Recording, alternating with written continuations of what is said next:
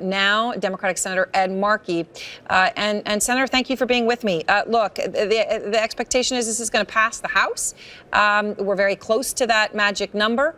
Then it's going to come over to the Senate. Will you vote to fund the government and children's health care as laid out in this resolution? Well, you know, the Republicans in the House put their bill together that they're voting on right now without having any Democrats in the room. So they know they're engaging in a futile activity, and so they're sending it over to the Senate with an expectation that the Democrats in the Senate are going to vote for a bill that they were never included in the negotiation. So of course we're not going to vote for it. That's not the way the Constitution intends on Congress to vote. So we're going to vote no and say to the President, say to the leadership of the House and Senate, Republicans all, let's sit down in a room, work on DACA, work on child health, work on opioid funding, work on all these issues that are still unresolved so that we can present a package on a bipartisan basis to the American people. But we're going to need them to finally get it out of their mind that they can do this without cooperating with Democrats. I just want to say I believe we have crossed the threshold here. Again, people can change their vote, so it's not final until the gavel comes down. But as of right now, it appears the resolution has passed the House, Senator. I just want to be clear. What you're saying, though, is you're willing to have a government shutdown because you're not going to get all those things you just laid out in the next 24 hours. I'm just stating the obvious, but I just want to make it clear. You're willing to shut down the government for this. We're unwilling to allow for the Republicans to just sit alone, draft legislation that governs the entire country without any Democrats in the room at all. We don't want to shut down the government. The Republicans are shutting down the government. They're refusing to discharge their responsibility to ensure that they're working on a bipartisan basis. The president is sitting on the sidelines, pretending that Barack Obama is president somehow and criticizing the process by which we create legislation in Congress to pass a budget that funds our country. So unless and until they do this, then we're going to say, stop right now.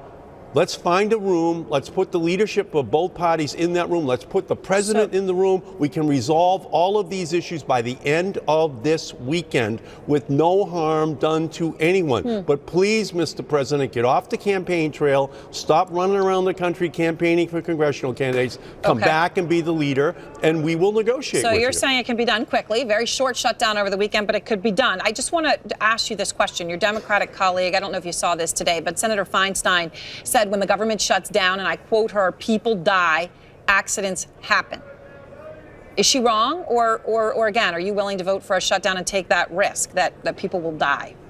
Well, again, if the government is shut down beginning tomorrow night, Friday night, over Saturday and Sunday, if everyone goes to the room, we can have this whole deal finished. And I just want to interrupt you. Sorry, Senator, for 1 second. It has officially passed. The gavel is down. So this is going to be, they're going to be trying to head it over in your direction. I'm sorry. Finish your thought. Yeah, we can resolve this. It's been 4.5 months that we've been working on a continuing resolution. CR, it's called. A CR under Republican control of the House, Senate, and presidency, it really means can't resolve. So we all understand all the issues after 4.5 months. We know what we have to do on opioids, on DACA, on child health. Why do you have to do it all at once? I mean, they're giving you, they're funding the government and they're funding child health care for 6 years, which is important to you, I would assume, right? You're not getting everything, but you don't have a deadline to do immigration by this weekend. You have a deadline to do immigration over the next few months. So why not take the bird in hand? Because then next month we come back again. This is the budget for the United States of America. We're in the 5th month of 12 months. They refuse to sit down. We can figure out child health, and we can figure out helping the people in Puerto Rico, and we can figure out community health systems, and we can figure out DACA. We all understand the issues completely, but we can't do this month after month. You can't run a business that way. You can't run a family that way. You can't run the government that way. We all understand the issues. The president, the House and the Senate are under Republican control. Here's the problem, Erin. The Republican paradox is that they don't believe in government, but they have to run for office in order to make sure the government doesn't work. And now we're seeing what the results are, that the Republicans just sit down with themselves, the Freedom Caucus pulls them far to the right, no compromise with Democrats, no compromise with moderates, and what you wind up with is a governmental paralysis that then threatens to shut down the government. So we want to avoid this desperately, the Democrats, but we want to go to the table. In the Broadway musical Hamilton, the key song is "The Room Where It Happens."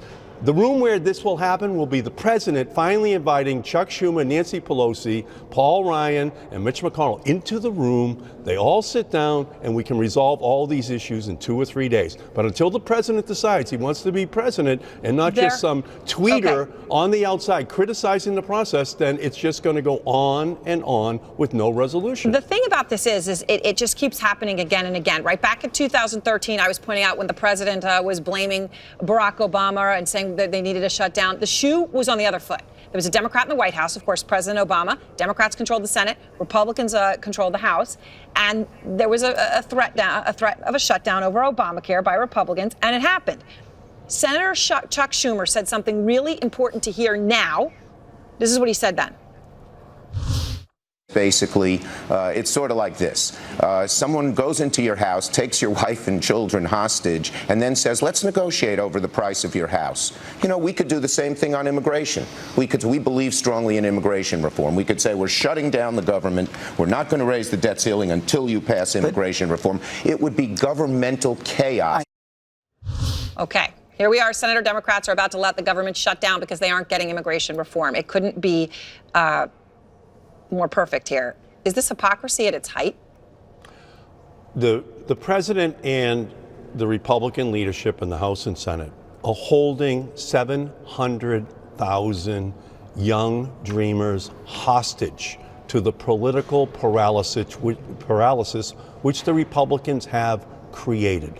It is morally wrong to take these 700,000 kids, almost all of them high school and college graduates, they're in the military right now, and terrorizing them and their families in order to extract other political concessions from the political process. So the Republicans just have to accept that they now run all branches of government, and they have a responsibility to be the leaders. And the president so far has abdicated that responsibility. But stop, Mr. President, stop holding these kids hostage. 90% of the American people in the polls CBS conducted this morning said that they want these dreamers to be protected. Why are you doing this, Mr. President? Go to the room, invite in the Democratic leadership. We can resolve these issues.